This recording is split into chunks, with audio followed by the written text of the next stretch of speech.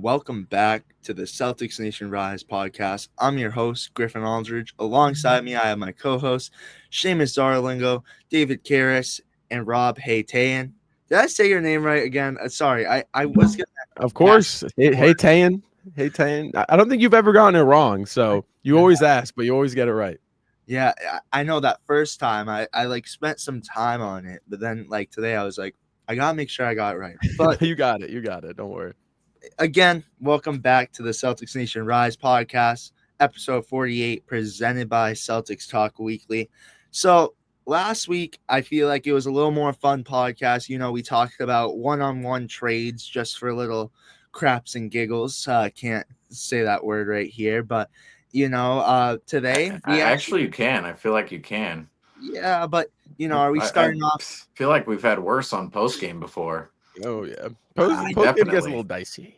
Yeah, I think you're right, but you think this early in it, it's pretty early too. I guess it's not early for Yeah, it's everyone. usually it's usually a 145 mark type of thing. Yeah, so we gotta start off, family friendly at least. So, with that being said, though, we do have some news. I mean, some news has publicly came out about Jaylen Brown that we're gonna get into. So I think that's first on the agenda because that's what's trending. Jaylen Brown underwent successful surgery yesterday, and it's kind of like the Jason Tatum thing where we didn't know he was gonna go into surgery. Yeah, Seamus, you popped it up. Want to read it for us really quick? Of course, Boston Celtics star Jaylen Brown underwent arthroscopic surgery on his right knee and is expected to be ready for the 2025-26 training camp. And we see here Jaylen Brown, right with his grandpa. And this is a picture from Jaylen Brown's Instagram. Was also all over Twitter, but this is Jaylen Brown in the hospital bed alongside his grandpa. And this was another one from Jaylen Brown's story, just his knee in a wrap. I don't know if we want to show these other ones right away, Griffin, but we might as well. This just heartbreaking right here. Yeah, Absolutely heartbreaking. We have Tatum in a hospital bed, Brown in a hospital bed, and both of them in a hospital bed to end the season, unfortunately. But that's the roundup on Jaylen Brown. We were left at the end of the season with he'll be reevaluated in the coming weeks, and it was supposed to be the coming week, but as it turned into weeks, we obviously didn't hear anything until this news of Jaylen Brown undergoing surgery. We heard a couple of weeks ago he was going to be reevaluated to see whether or not he was actually going to have that surgery, and then it comes out Jaylen Brown undergoes arthroscopic knee surgery, and there's a lot to be said on this. you guys want to see something really quick? I just noticed that those are the All-Star Game shorts. I just a little fun fact. Oh, what an eye. I Yeah, didn't even see that. What an eye. Yeah, I, I was a little confused when I first when I was first putting together that photo. I was a little confused because I'll just give it out here. That I was told that was from his Instagram story. I received it on Twitter. I saw it on Twitter, but that's where I was like, "Am I being duped in the line of information?" Because you see those All Star shorts, and I'm going, "What if that's just from the All Star break 2 years ago?" Yeah, that's the 2024. see, Yeah, That's the that's good All Star eye. jersey Good right there. eye. He's 100. rocking the But All-Star game shorts. I like that. that appears to be, I believe, his knee right Yeah, now. Yeah. let's go back to it though. Yeah, those are the All-Star Game shorts. So, just I noticed that. I'm like, all right, maybe everyone didn't get that. So just a little FYI, he's Right. rocking All-Star shorts. But I'll start off by saying this. I think the craziest part about it, obviously, we knew some knowledge about the possibility of a surgery, but I don't think it seemed very likely as Jaylen Brown, was having pop ups, meeting with fans and everything. But then it was like random. And that's why this picture is so crucial because you look at that and both of these were super random. I mean, Jason Tatum, we didn't know he had surgery till after it was done. Jaylen Brown, we had no breaking news that he had surgery until after it was done. But maybe that's just me, overthinking it. Maybe that's usually how it is with surgery. But what are your guys' thoughts? Like, is that Uh, kind of like, I don't know. So I was actually I've been thinking about this, and I wish I could give this thought credit because I read it on Twitter or X. I don't know what to call it anymore. But you look at Brown and Tatum, and especially, I mean, both of them, they're so young, but they've played so many games already, right? And they have so much wear and tear on their young bodies. I mean, they're 27 and 28, and they've been playing deep playoff runs, like a year after year since they were drafted. And I think the unfortunate part about these two injuries and the surgery for Jaylen Brown, I'm going to touch on in just a second, but is they just played a lot of basketball, and I think it caught up to them a little bit. Brown, I think it was, it made sense. I think they evaluated as much as possible. But eventually you got to do what you got to do. And it's just unfortunate, but I think the harsh reality of the situation is that, you got Tatum, 27. He's been to the playoffs every year, at least playing past the first round pretty much every year. Same goes for Brown. He's missed the playoffs, one time due to an injury. And so it's just a lot of basketball for these two guys. And, I think it caught up to them a little bit. Yeah.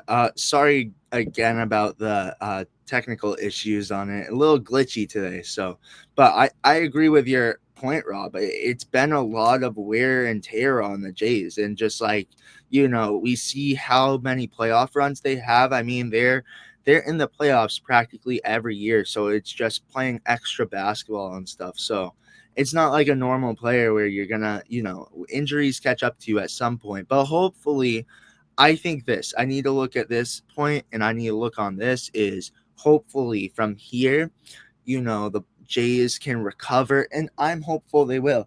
Like I said, I always pull up this shirt. Good luck facing Jason, because he's going to come back and he's going to be healthy. I always pull up that shirt. Seamus, that's our famous shirt. Would you say that's our famous shirt this year? I feel like I feel like you find an excuse to pull it up every single recording. It's No, like no matter what bro. no matter what topic is out there, it's like Griffin will always find a way to pull up that shirt at the end of the podcast somehow, some way.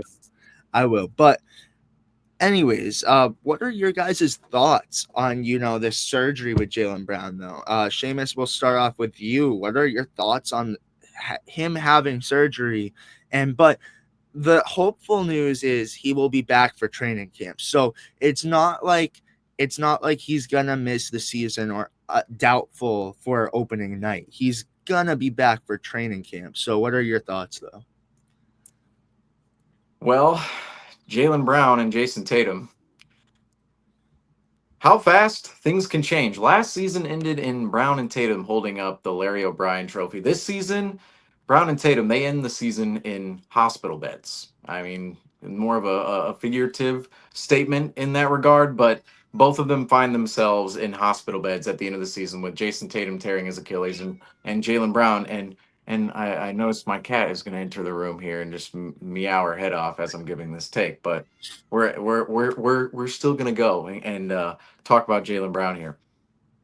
Jaylen Brown tearing his meniscus was, to me, no surprise. It was absolutely no surprise at the end of the season to see that notification come across the screen, because we knew Jaylen Brown was dealing with a knee injury.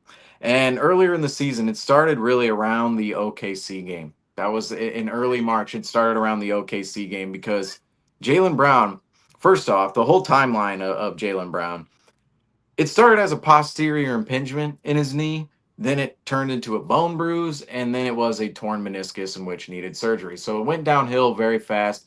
We had a lot of games in between there in which we evaluated Jaylen Brown and talked a lot about Jaylen Brown during that time. But Jaylen Brown came into the 24-25 season, in my mind, a little overweight. And not overweight in the sense that he was obese or fat. Jaylen Brown came in with too much muscle in my mind. He came in with an extraordinary amount of muscle. I mean, he looked like a bodybuilder coming into the season. And I sat there and said, well, Jaylen Brown, he's adding all this muscle. Well, inevitably, if you add all this muscle, there's a potential to add more wear and tear on ligaments, on joint padding, and there's even more potential to tear a muscle in the long run if you're Jaylen Brown. He enters the season with all this muscle. He immediately comes out, owns an issue with his hip early on in the season, but then later on in time, in March, that's when we see the real issue come into play, and that's his knee, in which we're now talking about in June. Think, we were talking about his knee in March. We're now talking about it in June. That's not exactly a great thing to be doing as members of Celtics Nation here, talking about Jaylen Brown, how the longevity of how we've been talking about his knee. But the problem started in March, and it was around the OKC game. And in the OKC game, Jaylen Brown played 38 minutes that night, 37:59, so basically 38 minutes. And the 10 games prior to the final 16 games of the season, the 10 games before that, Jaylen Brown played 8 of the 10 games and played in 30 minutes, over 30 minutes in each of those 8 games. Every single game, Jaylen Brown played over 30 minutes. However, the last 16 games of the regular season, Jaylen Brown, he played 8 of the 16 games, only half of the games in the final 16 games of the season, where the Celtics went 14-2. Jaylen Brown missed 8 of those games, and the 8 games in which he played under 30 minutes a game in each of them. Every single game, he was below 30 minutes a night. And the New York game, game 79, was very telling with Jaylen Brown because in that game, the Celtics took the Knicks to overtime. Jason Tatum hits a shot at the end of regulation to send that in overtime. Celtics pull out a gritty win at MSG, but it was very telling in that game when Jaylen Brown, he did not play in the final, I believe it was about 6 to 9 minutes in that game. It was the final stretch of the game. In crunch time of that game, Jaylen Brown did not play crunch time and into overtime. Meanwhile, the rest of the Celtics starters, you look at the regular 5 starters of the Celtics, Tatum, White, Porzingis, Holiday, and Brown. Tatum played 47-44 that night. White played 42-45 that night. Porzingis played 38-42 that night. Holiday played 37-16 that night. All of those guys over 35 minutes for the 5 starters. Meanwhile, Jaylen Brown, who didn't play crunch time, didn't play overtime, he plays 21-39 that night at MSG against the Knicks. And that was the game that told me there is something seriously wrong with Jaylen Brown. There was a track record before that we started to form and realize, Jaylen Brown, something's happening with his knee right now, or something's happening with his availability in general, or just his health.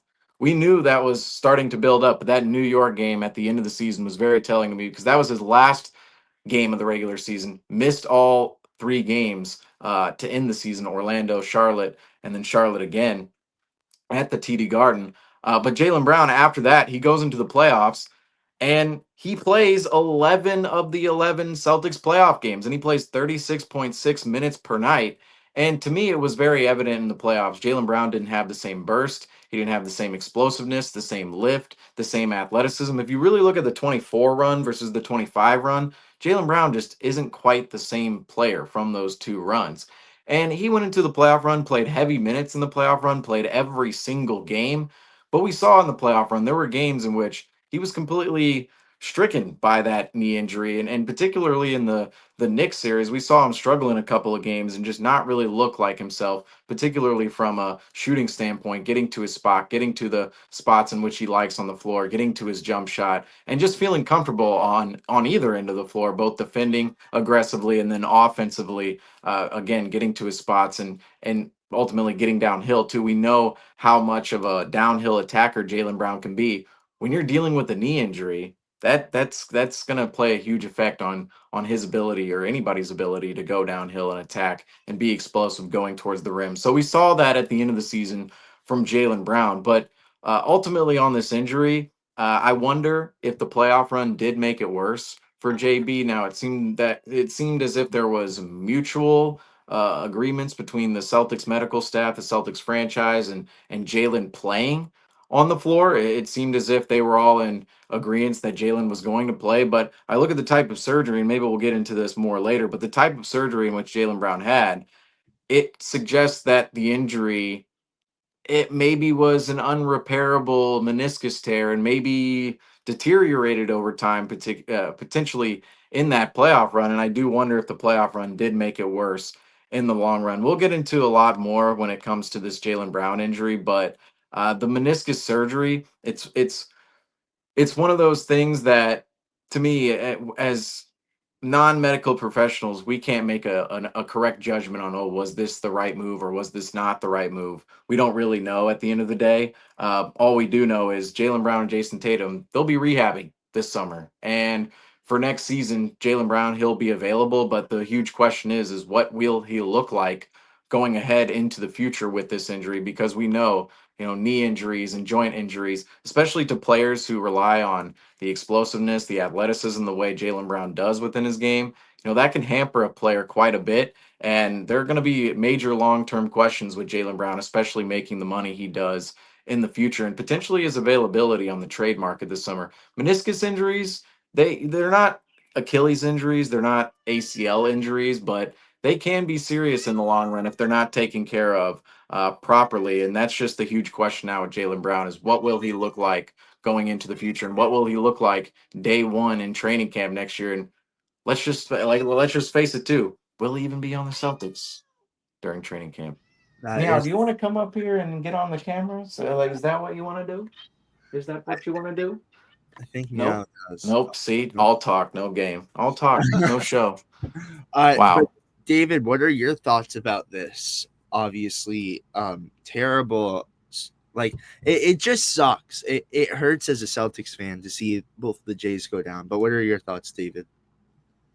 Yeah, so just very brutal. I mean, most of it has already been said, but seeing that photo of not only Jaylen Brown and Jason Tatum rehabbing is just like a gut punch. Like, we had something 4 years ago or whatever it was, or right before that playoff run that Rob was mentioning earlier that Jaylen Brown missed out on, where right before the regular season ended, they bumped into each other. And like that was, I felt like my world was ending at that point, even though that was just completely different circumstances. And, Jaylen Brown missed that playoff run. The Celtics didn't do anything in that springtime run in the postseason. But yeah, just it sucks. Really no other way to put it. It didn't surprise me that when Jaylen Brown was doing his pop-up shops, he was talking about potentially not doing surgery and then just naturally letting it heal, because that just to me signifies the person that JB is. I think he just wanted to maybe tough it out. I mean, we literally saw him tough it out, as it's already been mentioned, through this playoff run. It was clear last 1 or 2 months of the season, honestly, that he was just not his normal self. I mean, you could tell, like in that New York game specifically that you mentioned, Seamus, in that game specifically, he was just laboring up and down the court. It seemed like every single play back and forth. So I'm happy that he got the surgery. I'm glad that he came to that consensus that that's the best option possible. And it's a win-win where, he got the surgery. He took the time to figure out what was the best option, and he's going to be ready for training camp, because obviously this is, whether or not he's with the Celtics or not, I personally think he's definitely going to be with the Celtics next year. That's my take. But whether or not he's with us or not, this is going to be a big season for him, as potentially the number one option, at least on the Celtics. So, it stinks to see our favorite guys rehabbing, dealing with injuries, but again, he'll be ready come September, October, and it'll be interesting to see how he plays this next season for me, because we saw the best version of Jaylen Brown in 23-24 with the Eastern Conference Finals MVP and the Finals MVP. This year, similar stats, but worse efficiency. Obviously, as Seamus said too, we came in with building up 15 pounds of muscle, and then right off the bat, first 3 or 4 games, he's already dealing with a hip injury. So we'll see. I'm interested to see how he looks coming into training camp and like what version of Jaylen Brown we'll get next year, because not only does he have the potential to change his game, but the circumstances again around him are going to be changing, with him going to be probably getting the ball a lot more and the offense running through him. Yeah, no, definitely. I feel like, it sucks what happened, and you look at it now, and what's his road to recovery? But Rob, you could even add on to your initial thought, but do you have anything else you want to say about it?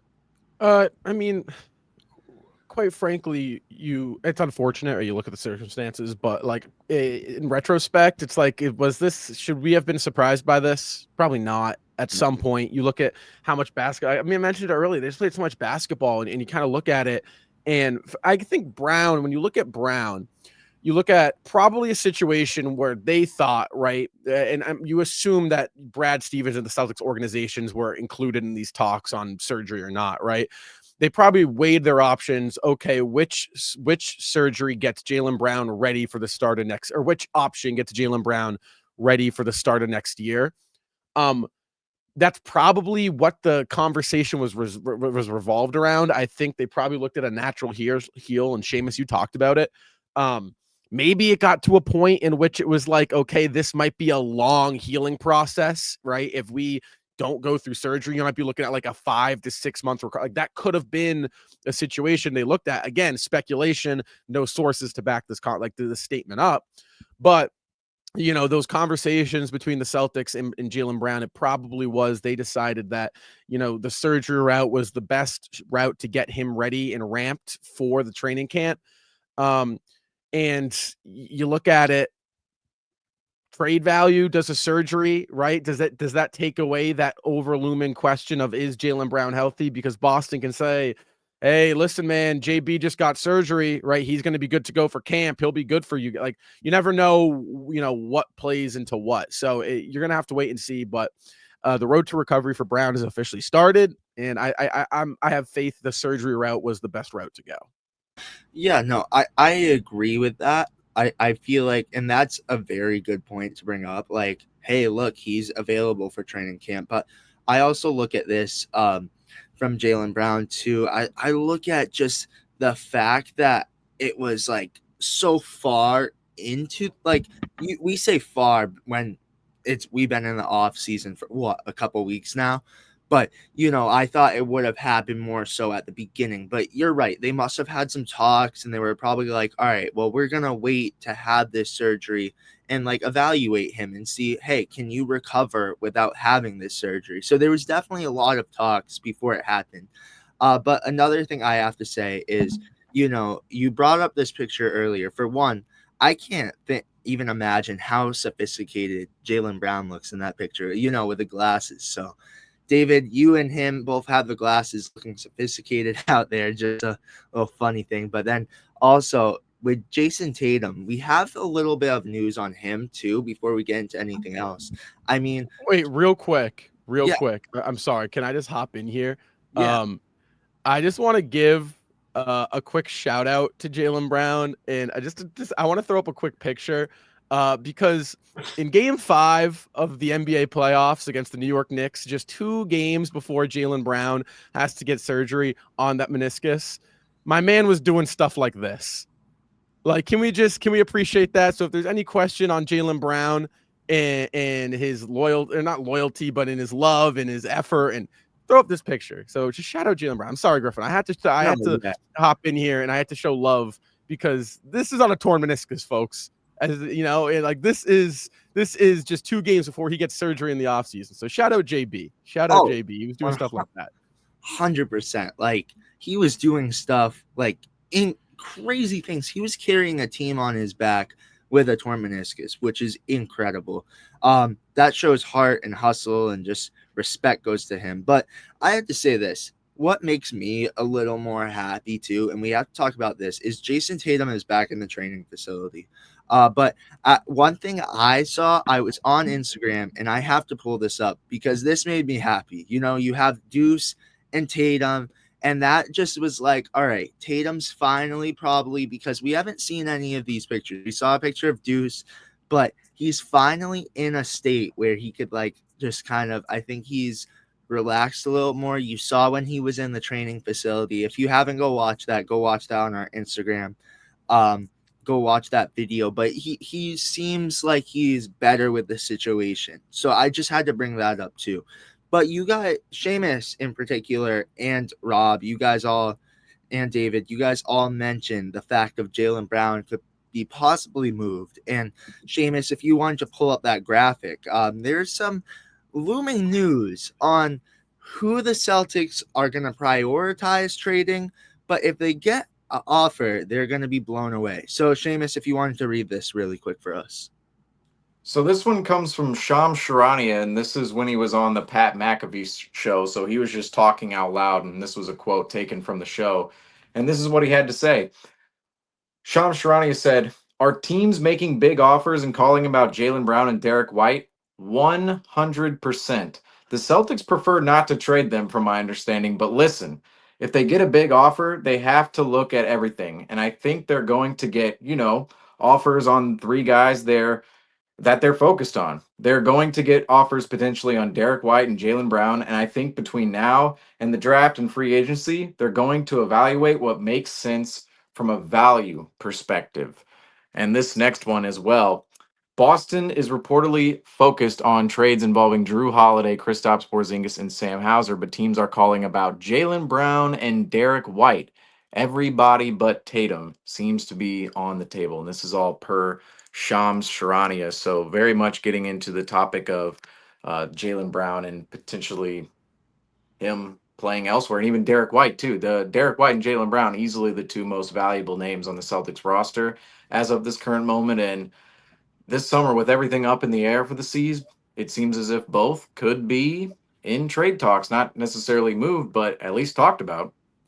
Yeah, no, that second tweet really is what hit it for me. I think the Boston Celtics, from my understanding too, are very focused on shipping out, obviously, Kristaps Porzingis, Drew Holiday, and Sam Hauser. But you look at a Luka trade. Well, obviously, from the Lakers' perspective, if Luka Doncic is on the table, they're taking that. Like some teams can give trades that blow them away, and they're like, all right, well, we can't say no to that. I feel like this is going to be a crazy off season where the trades are going to be there. I've heard, and I feel like we've said this on this program before too. I've heard that this is going to be one of the craziest off seasons that there has been, because obviously, the Giannis news looming and stuff like that. But the Celtics are at a state too where, next year is going to be a bridge year for the Boston Celtics, and it's time to build. Not according to Brandon. Not according to Brandon. But from our understanding here at Celtics Nation Rise, Celtics Talk Weekly, we believe that next year is going to be a bridge year. So it's like, what team can you build to come and be fully capable to run it for a championship when Tatum? Well, can we just real quick question? What defined as bridge year? What's the expectation behind a bridge year? Is it like frisky playoff team, or is a bridge year like, okay, teetering towards the bottom? Like, what I'm saying? Like what classifies as a bridge year? I feel like we won't know that answer until we see the team come opening night. If it's young talent and we look like, all right, I really do believe it's the value you get when you trade KP and Drew Holiday and Hauser. Right. So we're talking bridge year as in not win the championship. For me, it is all about competing for a championship or not. Okay. Like a bridge year for us could be frisky 2 seed, surprise Right. 1 seed. Right. We make the conference finals, but say we lose there. Uh-huh. That could still be a bridge year to me. Okay. I think this next season, considering Tatum's injury, I think it's just a bridge to Tatum. Like, no matter what the result is, and it feels like, the young talent existing in the NBA, the ever-changing landscape, it feels like a couple teams may hop the Celtics next year, which from my standpoint, it's like, okay, that's going to define the bridge year of the Celtics not being as competitive next year as they were the last 2 years, or even potentially 2 seasons from now when Tatum comes back. But basically, it's any scenario is open in my mind. You could have a Philadelphia 76ers type of season, obviously, as we saw there, or on the other hand, you can make the conference finals as a 2 seed and be in the same spot in which they were the last 2 seasons, because the East, if you look at the East landscape, it's not all that competitive next year. So I think the bridge year is just about the bridge to Tatum. Now, what that entails in between in terms of what the team looks like and their competitiveness, that could go anywhere from seeds 2 to 13. That's how I see it. 14, 15, and 1 seem unrealistic to me. I don't know about you guys. Yeah. Well, no.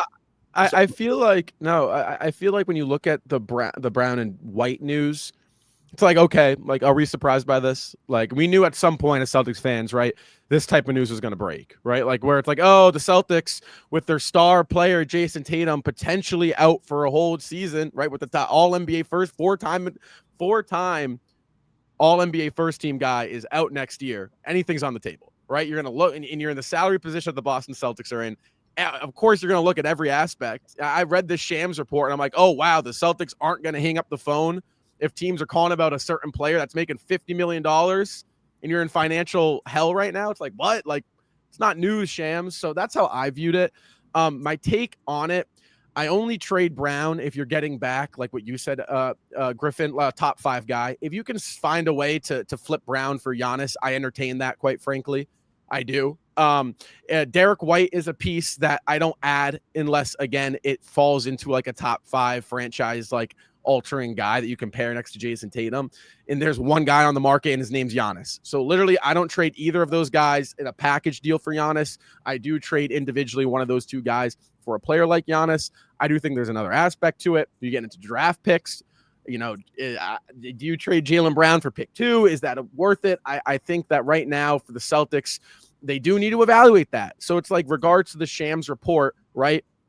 It makes complete sense, right? This is something I feel like Seamus and David and Griffin, all of us, right? We probably talked about this coming in right after the Celtics, right after the Tatum injury, where it was like, okay, like you got to trade Hauser, you know, Porzingis and the Holiday, which probably 2 of those 3. And then you kind of got to look at everything else, right? Where it's like, okay, prioritize those 3. And then you're going to listen to everything else because it'd be stupid not to. So it's like, you know, as much as like this Renault report is kind of like, ooh, here we go. A lot of it to me is like, oh, like, wow, Shams, like, you know, breaking news. Like, no, we kind of expected this. We saw this, right? Listen to offers, but doesn't mean you're going to jump the gun with any.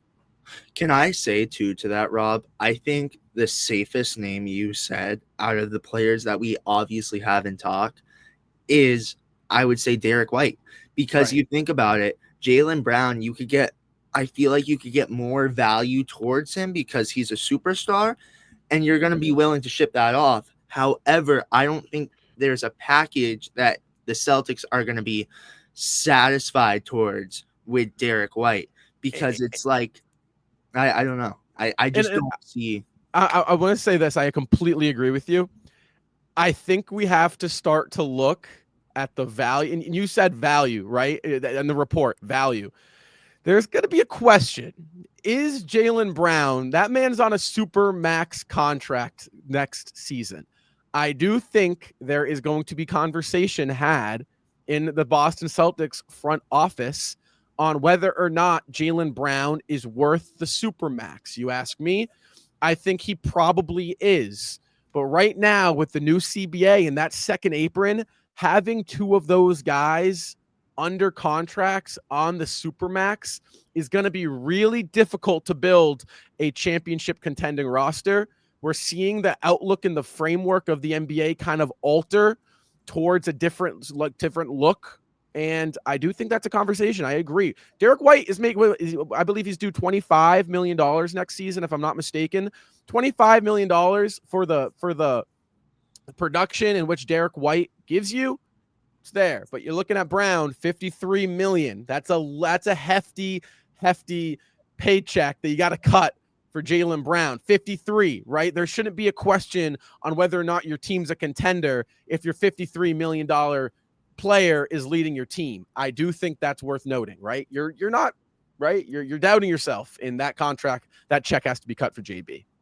Yeah, no, I agree, and I feel like you look at the options for JB. And you said it, Rob. I wouldn't do it for the second pick. The only pick I'm trading him for is Cooper Flag. You know, that's just me personally. I wouldn't. You know, I wouldn't do it for You wouldn't trade Jaylen Brown for the second pick in the draft? No, I wouldn't. Would you entertain it with other assets? Yes. If they call me and they're like Castle pick 2, probably Pat Castle and pick 2, I'm like, I'm taking that. Yes, I will. I'm at least. That seems like kind of an out in my mind, where it's like, ooh, you know, it's like Jaylen Brown. Let's see. So Jaylen Brown's making basically $65 million in 28-29. That's 1, 2, 3, 4 seasons from now. 4 seasons from now, Jaylen Brown is going to be making $65 million. If you have Stephon Castle, first of all, you get him cheaper right now.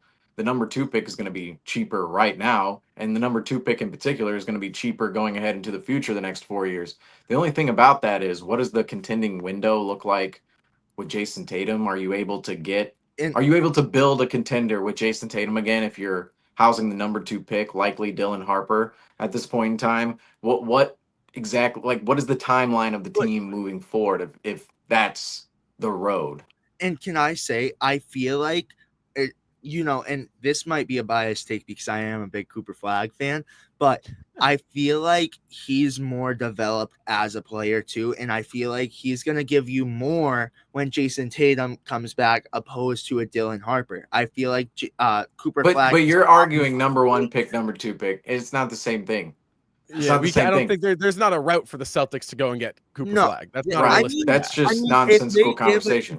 if they give Nico a crazy offer and they're like, "Oh, Jaylen Brown will give you some a Nope, pick nope, swap," nope, They're hanging nope, up the don't phone. nope, dude. you I'm know, hanging up the phone on you right now, but Griffin. Nico Like is that no, like that's the thing. Nico is pretty Nico good, Harrison is though. not trading You away saw, Cooper Flag after okay, but trading you away saw Luka what he did with Doncic. Luka. You saw what he did with Luka. You're telling me if they said, well, now this is risky, and I don't even think No. they would do this, I but if I I'm think telling you, If about, Dallas traded away Cooper Flag for Jaylen Brown, I don't you think would be that out city of Nico would your Harrison cease head. to makes exist from the map. But all right, Okay? There would be riots. It would be like LA. It would be all like right, well, there's Chicago. It would be like already Seattle and Portland and Minneapolis times 10.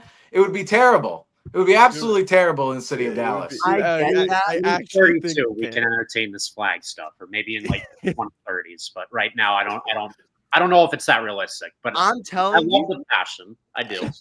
okay, It's but the like, main in them. It's the mainer. It's the mainer showing. I in Course, don't I don't care. accept it any other way. Capture the flag. Capture the flag. This I'm is why putting the Maine flag people down. can't have nice things. Right here. Right. No, capture the flag. I'm telling you. You guys Shut off be internet and surprised. game. No, watch. There's gonna be a tweet after the draft. When Spurs get second pick and Mavs get first pick, they're gonna be like, "Look, the Celtics were really heavy about trading for that first pick." I guarantee that tweet will come out. And I don't know. I don't know. No, We're it's not going to gonna come see out. you. It's not. It's not going to come All out. right, It's but never going you're to come telling out me on I Cooper do Flag. think. would I do much. think it will come out on pick 2. I think you could see the. Oh, I yeah. think Oh the report heck or possible no! See, Certainly I pick would 2. much prefer like us being. I don't know. I don't think Jaylen Brown is worth a Dylan Harper. I don't see that. I get the Well, salary. I get the salary. Like you got to shift salary. All right, but I feel Jaylen Brown has so much more value than you can with a Dylan Harper. So I just don't. Now, if you're well, no, talking about Stephon Castle, then that I'm is entertaining. reasonable. That right there is reasonable because there's a chance like Dylan Harper turns into a Scoot Henderson in the long Right. run and just doesn't Exactly. quite pan out. And he's a little different than Scoot Or Henderson, he but could be like a Killian Hayes though. Like I know that's a weird That That's was- just mean But to like, Dylan Harper. But what if that happens? Like, there's so many failed picks. Like, there's Yeah. so many failed picks. You're taking a huge risk. And I feel like the only risk I see in this draft that I'm like, all right, I would be willing was Cooper Flag. Now, can you get your hands on Cooper Flag? Probably not. No, not like. well, Griffin. Let's bring up this. Not trading this Jaylen Brown for another one where it's a complete risk. I'm just not me personally. Well, let's bring up this hypothetical scenario of say the number 2 pick is on the table. And this could be theoretical too. It could actually happen. But in this scenario, hypothetical, say the number 2 pick is on the table, right? Griffin, you're the GM of the Celtics, right? You're playing the role of Brad Stevens. The number 2 pick is on the table. What else do you need from the Spurs in order to consider trading Jaylen Brown away for that number 2 pick? Because you alone said, "Oh, number 2 pick for Jaylen Brown. That's not enough for you." But what else could you see realistically coming from the Spurs? Because they're going to keep Fox most likely. They're going to keep Wemby. Seems like everybody else could be on the table. Maybe they'll try to hold on for Castle. Castle in number 2 seems a little lofty to me, Yeah. but maybe guys like Vassell, Keldon Johnson, just for contractual purposes, Harrison Barnes. You could say Sohan, and then a bunch of other guys who are just fillers. But from your perspective, Griffin, what would you need from the Spurs? I would just say Castle, because then you're giving a veteran to the Spurs that can contend with Wemby and make them right now a contender. I feel getting Castle and then obviously probably drafting Dylan Harper. Is he a bust? Who knows? We don't know. But I know Castle has shown peak of being a potential NBA star, maybe even down the road a superstar. We don't know, obviously, but you look at that, and that's a trade I'm willing to do. Castle in the second pick. But if you put some assets in there and make it like a multiplayer deal, then I feel like you could also entertain that thought. I know it. I'm just stuck on this because I think I'm very skeptical about trading Jaylen Brown for a player that we have no clue is what going to happen. We have no clue. Like you saw when Zion was drafted overall, like everyone thought he was going to become a beast in the NBA. Look where his career has turned out. Well, can I say this though, Griffin? Yeah. I think the harsh reality right now with the Boston Celtics in the organization and the trajectory of this organization is it's a lot of unknowns. The Celtics, that's what the Boston Celtics are right now. They are a group of unknowns. They are a team of unknowns. You don't know if Tatum is going to come back, Jason Tatum, right? You just don't. There is. I don't know the percentages, but I know there is a at least a slim one that he doesn't, right? Now, Yeah. I personally have faith in him. I personally think that getting the surgery the same night of, right, the morning after of the injury is going to get looked back upon and thought to be like this game-changing discovery in the Achilles game. But I do think, Seamus, like, you got to look at it. If it's pick 2 and Castle, right? And you're the Celtics. Yeah, I'm taking that. And you're sitting there. Well, I'm not saying I take that because, quite frankly, that gets me intrigued. Castle and pick 2 for Jaylen Brown gets me really thinking if I'm Brad Stevens. Like, really thinking, like, okay, like, is this worth it? Quite frankly, I'm looking at a player like Ace Bailey, who's very intriguing. Dylan Harper as well. But it's risky. I agree. It's risky because now you're bringing in, right, number 2 overall pick and potentially Castle into a team that doesn't have their best player, and then you got to incorporate the best player with the second pick, who you're kind of be breeding to be a star for a season. So it'd be interesting. I'd entertain it.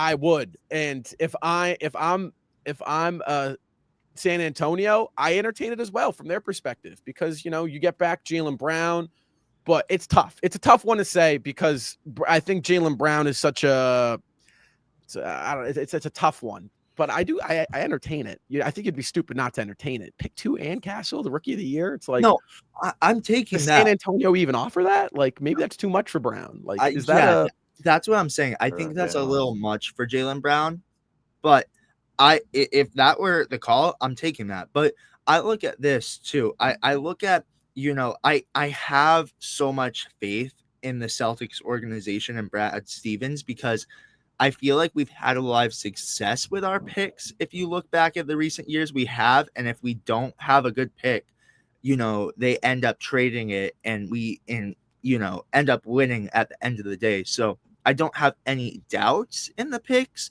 but I don't want it to be one where you're like, all right, we traded Jaylen Brown and we got back Dylan Harper. Well, Dylan Harper became like a Killian Hayes who ends up in the G League after 3 years. That's the harsh reality. But you look at this draft class and it's a very talented draft class. It's not like, that one where it was like, it's a little not as good, but you look at this one. And this one's a very talented draft class. So it's definitely a lot of questions to be asked. But at the same time, I'm looking at it and I'm like, if you add in Castle and the number 2 overall pick, all right, to hang up the phone, you would have to, I don't know. But what are your thoughts, David? Would you say yes if the Spurs called and said, we're going to give you Stephon Castle and the number 2 pick for Jaylen Brown? Are you taking that deal?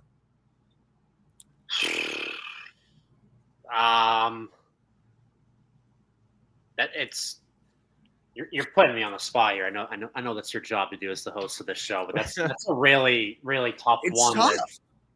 That because like if we take that trade, like I honestly think that like Rob was hinting at maybe is like a little bit too much to expect for Jaylen Brown getting the rookie of the year and the number 2 pick. And that's something, again, that was just been talking about where, as you guys were talking, I'm going back and forth in my head where it's like you trade players for picks and it's like, okay, it's a high pick, but there's a ton of unknowns with any draft pick coming into any league. And like, that's the risk you take. But then on the flip side, it's the National Basketball Association. The teams are smaller than, any NFL team, for example. And it's like, all right, you're getting the cream of the crop of the players, at least on paper. Right. So that's something that I go back and forth with in my head. That's just, you got to have a long-term perspective with that, where if you want to, get a 60, 65 million player off your off your balance sheet and get a little bit younger in the process, then yeah, you would entertain this move. But like, again, it goes back to like, how long do the Celtics view this window to be? Because if we're trading Jaylen Brown for the second overall pick and Stephon Castle, I mean, I think the team we have right now, me personally, I think it's 4 seed through 6 seed next year. I think, you lose Tatum, that's automatically a minus 11 wins. I think we're going to win, at least with this team right now, barring whatever the trades are, 45 to 50 wins.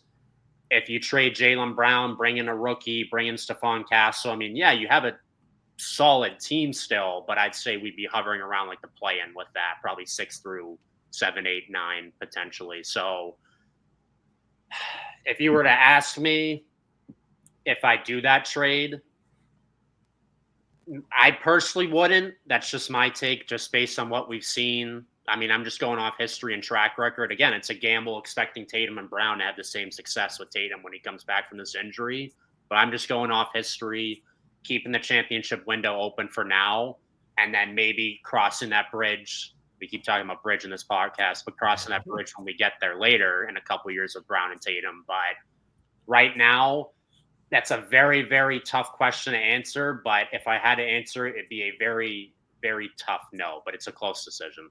Yeah, and I think we talked about this. I think last week when we were doing a lot of the Jaylen Brown trades, we were talking about a lot of situations and scenarios about what would you accept for Brown? Because I think we need to look at this. A lot of people say the Jays don't succeed, but they won a championship together. And that's the thing that sticks out to me. The Jays have won a championship together. And yes, they're a little banged up right now, as you see again with this picture. They're banged up, they're hurt, but they're going to have a strong recovery. I'm very confident that the Jays are going to come back and have a strong recovery. Now, it's what team do you surround them by? And it's, do you break up the Jays? Now, there's very, like you said earlier in the show, Rob, there's very few trades like Giannis. All right, I would entertain a Giannis trade with Jaylen Brown. Right. Cooper Flag, I would entertain a Cooper Flag trade. Devin Booker, we talked about this, Seamus. Maybe you could answer the phone on a Devin Booker trade.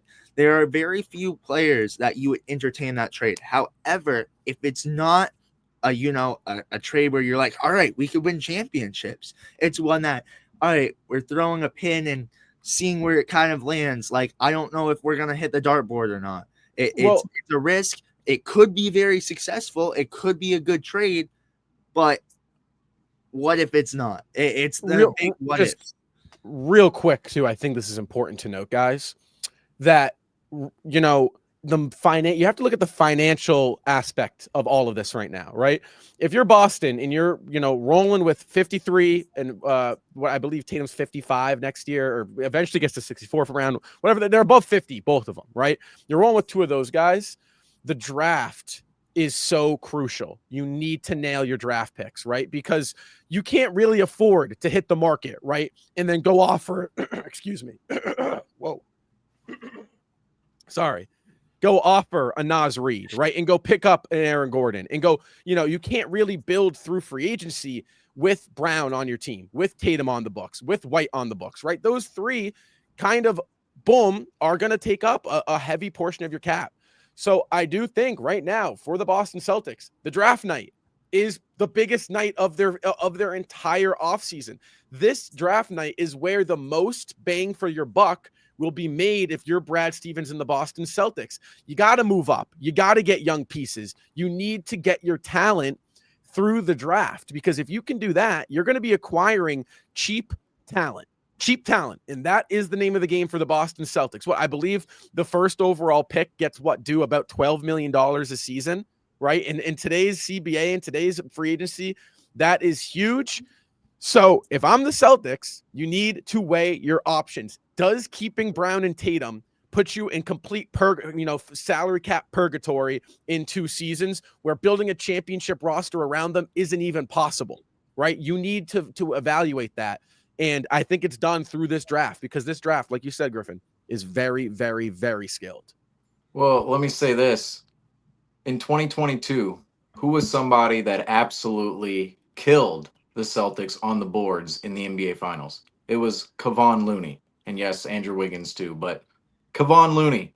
Kevon Looney was pick number 30 in 2015 after the Warriors won their first title. And we saw him make his way up the Warriors rotation during their dynastic run with Kevin Durant. And then eventually, in 2022, he's their starting center, and he's somebody making a huge impact in their 4th title run.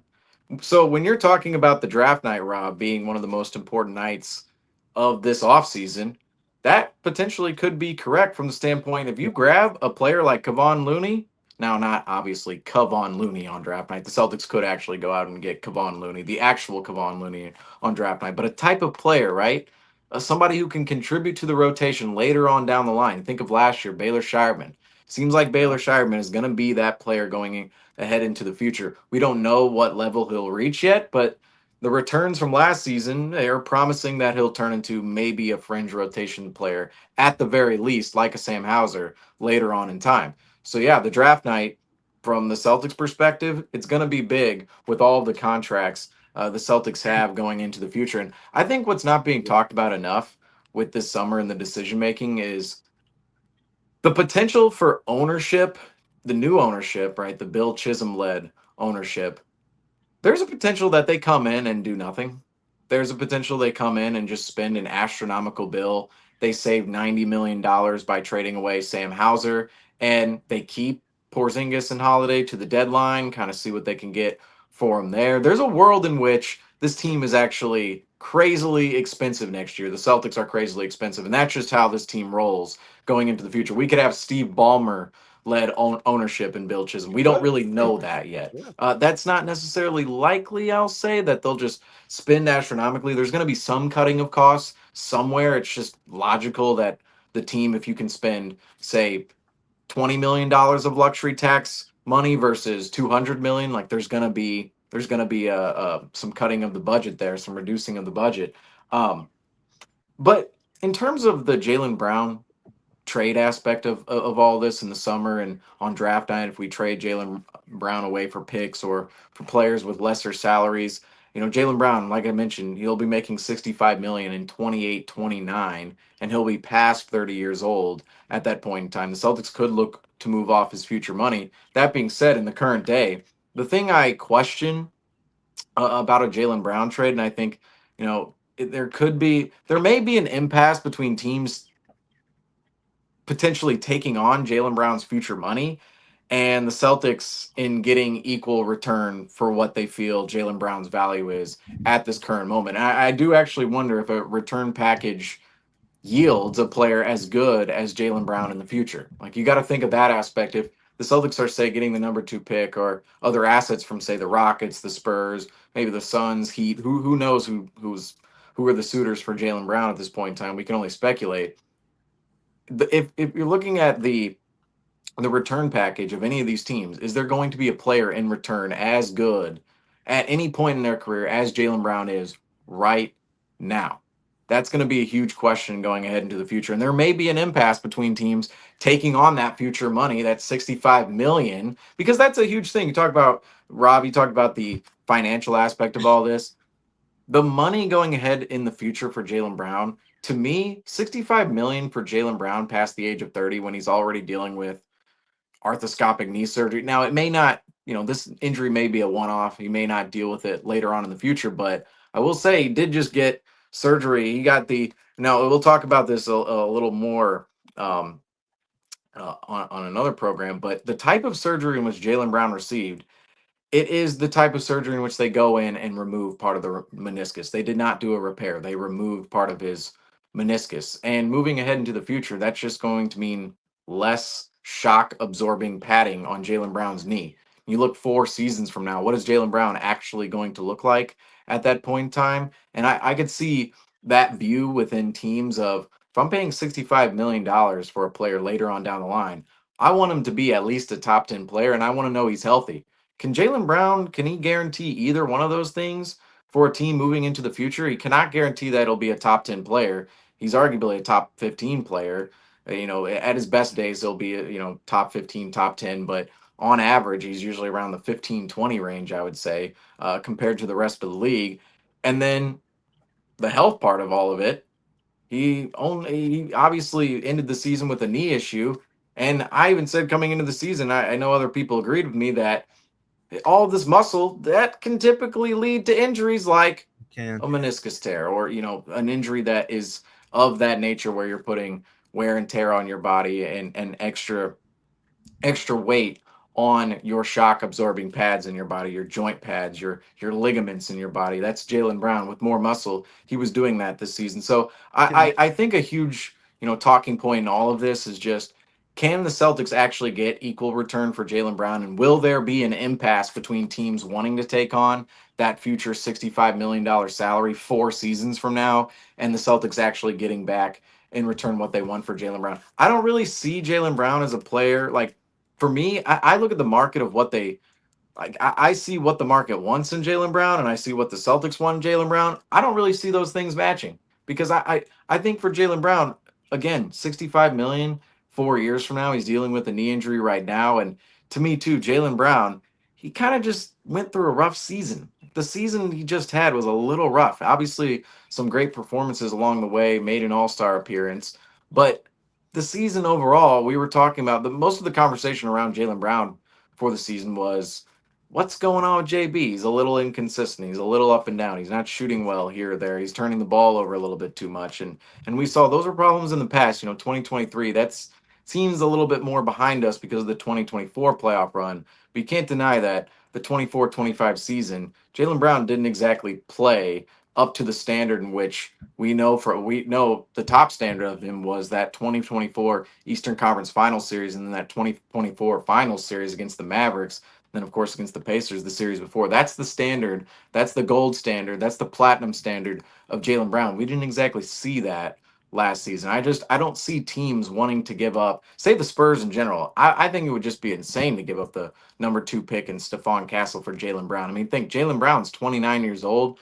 Dylan Harper's going to be coming in around the age of 20. Stephon Castle's around the age of 20. I mean, you have 10, almost a decade until those guys, say Dylan Harper or Stephon Castle, reach the age of Jaylen Brown. And even with the Houston Rockets too, I mean, maybe there's, is there a Jalen Green scenario in there? Fred VanVleet opt-in scenario, something like that potentially, maybe. But it's just it's the same. Jaylen Brown is almost getting into the same conversation as Kevin Durant did a couple of years ago, or even Jimmy Butler this past season, where both of those guys, who's giving up a ton of young players for guys who are inching into their 30s? I know Jaylen Brown, he's going to be 29 going into next season. So he is still in the meat of his prime. But Rob, as you started out this whole program saying, he's been through a lot of playoff games. Him and Tatum have been through a lot of playoff games. And I hate to say it, but you look at the sport of football, you look at the sport of basketball, when there's a lot of wear and tear on players' bodies and you see a lot of usage out of them over time,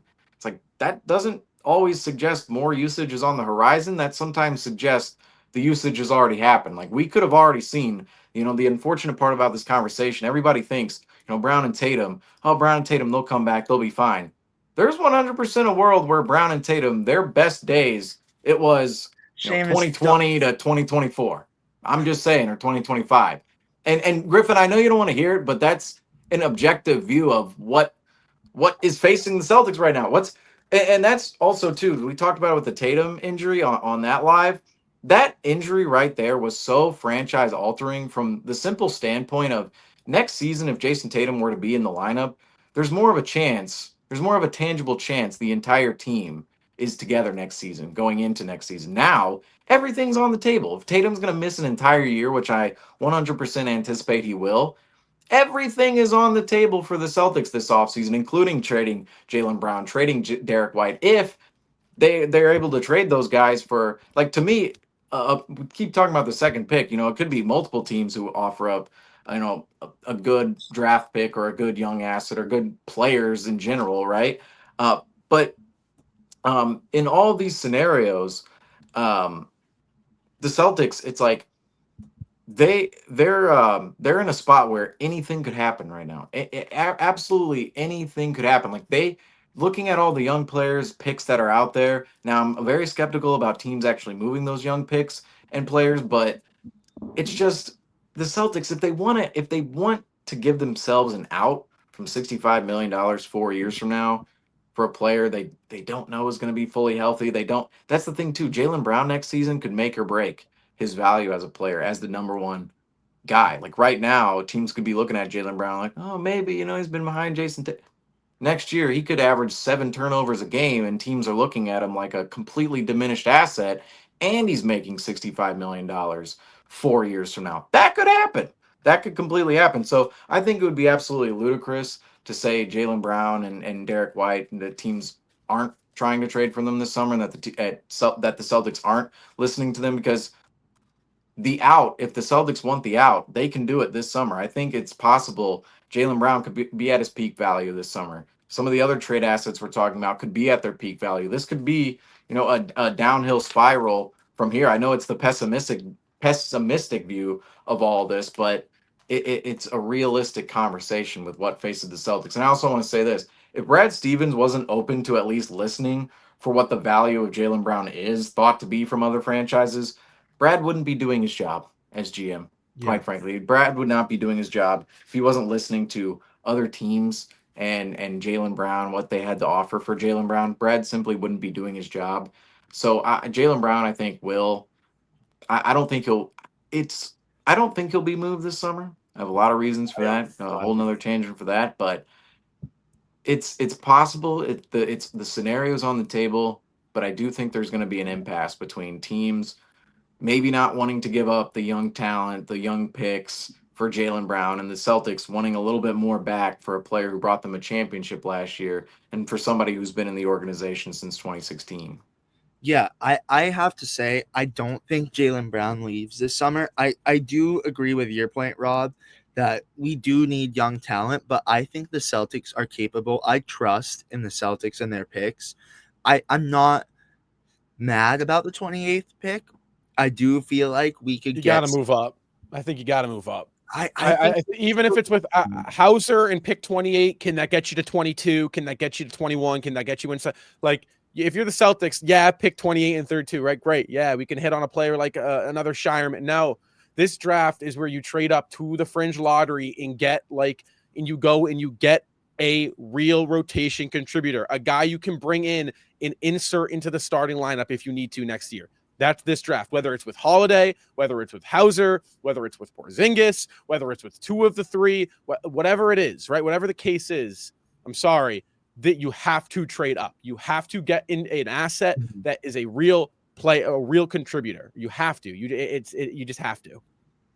Yeah, I think this, though, the only way I would do Brown in that situation, though, is if it's a blown away trade and it's more than just a pick, unless that's the number one pick. I think Hauser pick 28 and maybe 32. Again, 32 you want to think about because you get a back end value. Maybe you hit big on 32. If you want to keep 32, Hauser in 28, maybe called a future first, right? Which might be risky to trade, but a future lottery first, right?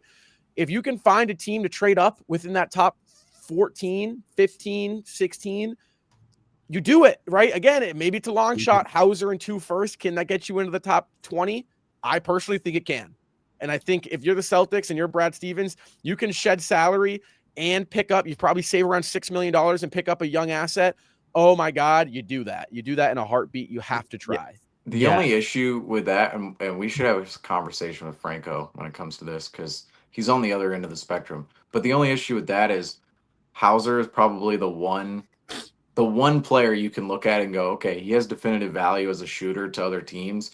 His contract is very movable at $10 million. And that's an easy contract to potentially get off the books. I think what we're going to see with Hauser is a deal that looks like Hauser for somebody who makes $2 to $4 million. Yeah. Somewhere in there. Right. I think that's what it's going to look like. And the only problem with trading up with Hauser is that you diminish that ability to cut salary within Hauser, because if you're trading up to say 14, you could get rid of $10 million.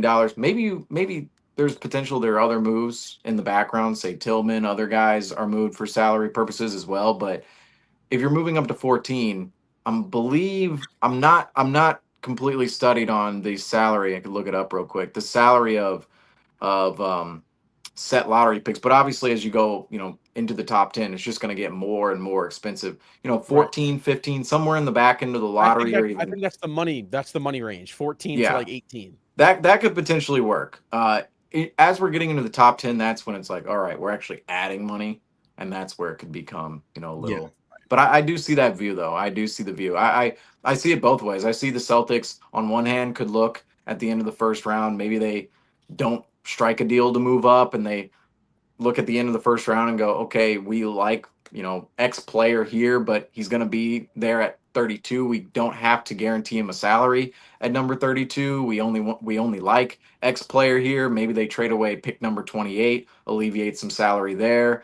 Maybe pick up 2 more second round picks, pick up a future pick sometime later on, and they draft whoever at 32, and then they exit the draft. I could see that view of them cutting salary that way, of alleviating the Celtics alleviating themselves from the 28th pick and guaranteeing a salary to the 28th pick. I could see that. Or I could see the Celtics 32 and 28. Hey, we're not giving out 2 roster spots. Culminate those 2 picks, move up a little bit. Maybe we add in Hauser to that deal. Maybe we add in a Tillman to that deal. Maybe we add in somebody else to that deal and make it worthwhile for another team to actually go up and move up in the draft. And I gotta say, this summer is just gonna, like, when it comes to the draft and trades, we have no idea. The Celtics could be 100%. Like right now, I don't even think the Celtics front office knows about it.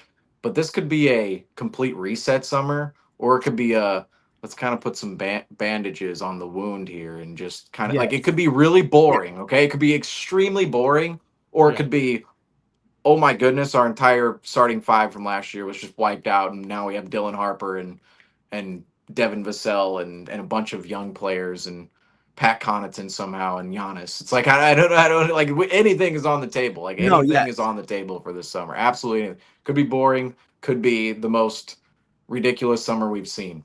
Could be anywhere in between there.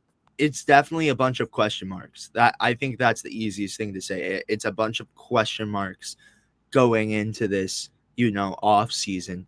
Will it be a bridge year? I don't know, but I think that's safe to say. But Seamus, I do have to say this too. You were talking about Jaylen Brown and his muscles, and this is a funny one we love bringing up on the program because it's one that makes us laugh. But it's because these damn water workouts. It's those damn water workouts. Just gotta stop Jaylen Brown. Well, but that's gonna bring us into our last segment about the Boston Celtics leaked City Edition jerseys. Here's Seamus, if you wanted to read this for us really quick. Okay, so I'm a little skeptical. I gotta say, Pro Line Mockups, they do some good work out there, and it seems like they're dropping rumors this season. It's always somebody random, like Camisas.nba, like a couple seasons ago was them. They might still be holding down the leaked rumor mill out there, but it's always some random account leaking the jersey news. Any of the jersey heads out there, it's always the random accounts. This one I'm a little skeptical with because all of these are just concepts. They're not actual leaks.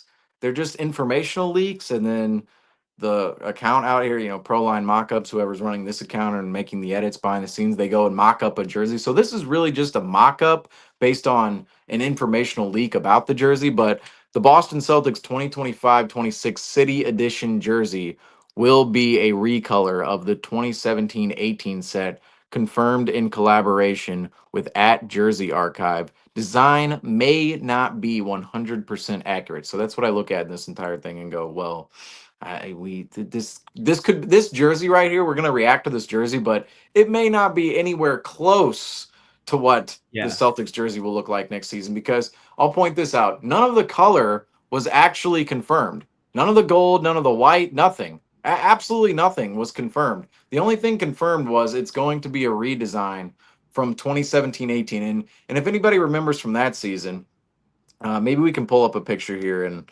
in a second. We'll probably go around the panel first before we pull up that picture. But if anybody remembers in 2017-18, that City Edition jersey was basically the same jersey, but it was gray. It was supposedly there was supposed to be parquet on the gray. It was supposed to be like a gray parquet, right? Now on the floor, we didn't see that. I don't know what happened. It was advertised as there's going to be parquet on the jersey. There's going to be parquet.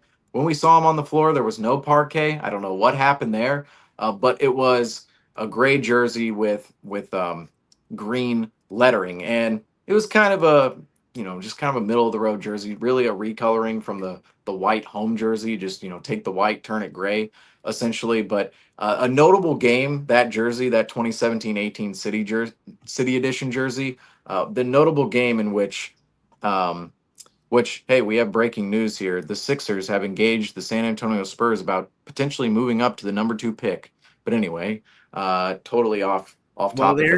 there goes the Celtics with it anyway. So I'm fine with that. But to continue the Celtics point, notable game the Celtics wore these jerseys in 2017-18, the Paul Pierce retirement game. Not the last game at the Garden, right? It was the jersey retirement game against the Cavaliers, where the Cavaliers came in, all the new guys, Jordan Clarkson, Larry Nance, Rodney Hood. They just traded for all these guys, and the Cavs blow out the Celtics by 30. But hey, after the game, emotional Paul Pierce ceremony. Can we just, the jersey we retire next, please? Can we just win the game? Can we just win and not get embarrassed? Loss against the Mavericks, loss against the Cavs on Paul Pierce and Kevin Garnett jersey retirement night. That was the notable game. These jerseys will go down in history as, I think every time they look at these jerseys, every time I look at these jerseys, at least, I feel like it's maybe the same for Celtics Nation. I always think of that game, just the game. The ceremony was nice. The ceremony afterwards was amazing, completely made up for the game. But the gameplay, I remember Kyrie wearing yellow shoes. Garden was amped. Kyrie versus LeBron, first couple of possessions of the game. And then by the time the third, fourth quarter rolls around, we're watching LeBron off the bench with Jordan Clarkson. Yeah, doing the ice in the veins. And it's honestly one of the most cringe moments on the Garden floor history. I mean, there's plenty of them out there, but that has to be at the top of the list. But what are your guys' thoughts on these jerseys? I'll pull it up one more time. David, if you wanted to start off, what are your thoughts? Obviously not confirmed, but what are your thoughts on it? Yeah, I mean, I think they're all right. I mean, I don't know. Maybe I'm a little bit too ambitious with these jerseys. And again, nothing's confirmed, but I like a lot of pizzazz and brightness and just a lot going on in a jersey. And obviously with that jersey right there, it just seems basic white with some gold stripes and gold lettering. The gold lettering is always going to be a good touch, especially on a Celtics jersey, given that we have the most championships in the association. But I mean, yeah, I hope that there's more to it. I mean, a lot of the times what happens is leaks will come out intentionally so that the teams have a chance to gauge the fan interaction and then make tweaks based on what the reception is. But yeah, I mean, it's just another Celtics jersey for me, I guess. Yeah. Why aren't they doing? I like it. Right? Don't get me wrong. I like it. I think it's much better than last year or this past year's City Edition. That was hideous. They got I think the color scheme is unbelievable.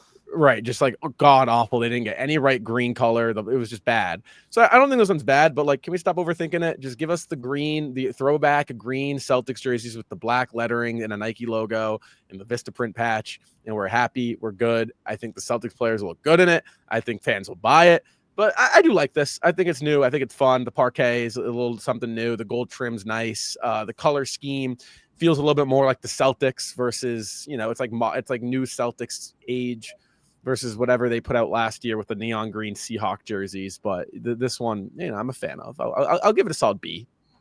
Yeah. Can I just say this real quick? The gold, and also, and let's, again, just disclaim this. This jersey right here, let's go back. Go to the tweet, Griffin. Go to the tweet. Because this is not confirmed. This jersey, we have no idea what the colors are going to be with the jersey. All we know is it's going to look like this. It's going to be a recolor from a jersey of No the past. lime green, please. But yeah, no lime green. Just please get rid of it. But I'll say this about this jersey: if it is going to be gold, please just go back to green and gold. They use gold in so many different ways than I feel like I talk about it every year. Oh wait, I have it right here. This jersey right here. Literally just do this. That's Do what I'm this. saying. Wait, we don't need the white and the nonsense and the craziness. And also, this is the jersey in which it's going to be recolored from. So basically, we could just be looking at this jersey again, but white. I Like do like that's that one. Though. that's what we could be looking at. This jersey, it's just going to be recolored. We don't know if it's going to be gold. We don't know if it's going to be green. The whole jersey could be green. Everything could be white. We have no idea. It's going to be a recolor of this jersey. It could be. I'm just saying. It definitely could be. This one back here. It could be recolored like that. With some That's parts just a concept. That tweet like is just a concept. Ooh, that would look nice. That would look nice. It would. Yeah, my reaction to this jersey, I was shocked when I looked and I was like, oh geez, like they're already coming out. Like I was like, that's early. Usually you don't see it till like, geez, the season starts. Is about to start. Right. So that's I can't wait until the jersey looks nothing like this concept. Like all we know it's a recolor. Like that's the thing. It's like this. Other teams I've noticed because you notice it's like a 13 of 30 thread, right? They have one for almost every team. Some teams have the base colors down. Some teams have leaked colors. There's no leaked colors for this jersey, but as far as I'm concerned, it could be neon green, could be red, could be say that neon it could be the City Connect, the Red Sox colors, although they technically retired those for green. So maybe it's like I don't know why the Celtics would do green monster green. That makes no sense to me. But hey, maybe crosstown shout out. Who knows? Maybe they go red. Like the Red Sox went green. Maybe the Celtics go red. Maybe they go red and navy blue. I'm just throwing out things here. I'm sure they have these. Anything's better than that Seahawk green. Maybe they do Bruins colors this year. Just have you guys remember some of the old? It was around the same time. It was. I want to say it was 18-19, like the Christmas Day jerseys on 2018 Xmas Day against the Sixers. Yep. Like I didn't like the trim of those, but the yellow, they were onto something there. I think that was I guess that was 18-19. Those were they had a bunch of different edition ones. They did. But the yellow, but here's my thing. I think they should do something with the yellow because as much as yellow's involved, and this is what I don't like, the TD Garden, right? The TD Garden received a whole new makeover outside and inside a couple of years ago. But the yellow seats, it used to be kind of a look like, this the parquet and the green and the yellow seats, and the Celtics, they used to have the old warm-up jackets with the yellow trim, the gold trim. It's like there's something there with that color scheme. There's something there. Like, you know what I'm saying? Like it goes together. It's just it has to be like that's why I just cannot get down with the action green, neon green jerseys from last year. The amount of possibility of the colors in which the Celtics have, the amount of possibilities that lay out there to roll out the jerseys in which they did, completely lazy, completely tone deaf to what the public wants. I'm convinced a bunch of New Yorkers in Manhattan designed the jersey and went, take this, you Boston Celtics, take this, take your jersey. Fans. Yeah. It was ridiculous. I no, I'm just going to be one of those where you look back in 25 years, like, the Steelers, the Bumblebee uniforms, like, why are they wearing those? Like, what is going on? It's like, that's the exact, maybe not as ugly as that, but that's my exact reaction. Like, how did we ever wear these? Yeah. Back in my day, we wore the weird action green jerseys. No, definitely an interesting one for sure. But I'm going to say my final rating on it, though. I give it a B-. It's not bad, but I think it has a lot more potential. Like maybe, like you said, having that same jersey concept but being green with the parquet, I think that could be like kind of a look. I don't know, but I don't know. I don't know if the parquet is even going to be a jersey. Like they telling you, 2017-18, they were like the parquet is going to be on the jersey, and it was I do see jersey. It was so weird. Like it was like I don't understand what happened, but I don't know if they've ever been able to execute that well on a jersey. But look, if they make it like bold like this, if they make the colors pop a little more, I think there's like if they make the parquet pop a little more, it could look good. But like, If if they you put some really, clovers on the side of the, so if you go back to the other one, if you put some clovers up the side of the stripes there, ooh, yeah, you know what I'm like saying? You could get a little bit like there's possibilities here. That's why I like this. If this is a template, this, like the All-Star, exactly. like If you clover. had some clovers going Yeah. up there, it's just an idea. Get a little You know creative what with I it. like too? I like those City Edition jerseys when right here on this they had like that, like that little design on it. I think if they mess with that, I don't know what this is called on the jersey, like the ends. If they like the have, trim. yeah, the trim. If they have like some cool design on there too, I think, I think we should be in charge of making the Celtics jerseys. Oh my goodness! If they left me and Justin and how about just anybody on Reddit? Like literally, just scroll through Reddit, scroll through social media. It makes every year they come out with the jerseys. I'm going, who did they hand out six figures to design these things? It's like, are we? Do we not live in a world in which we're interconnected with the entire globe who's on the internet? It's like they're like trying to find people off the street. It's like ooh, this guy's designing shirts on the street. Same thing. I'm gonna get on a soapbox here. The Indiana playoff shirts last night, game 3, right? Shout out to Indiana, by the way, 2-1 series lead, crazy. The shirts in Indiana last night. Y'all doubted me. Just saying. No, you guys were on the Pacers.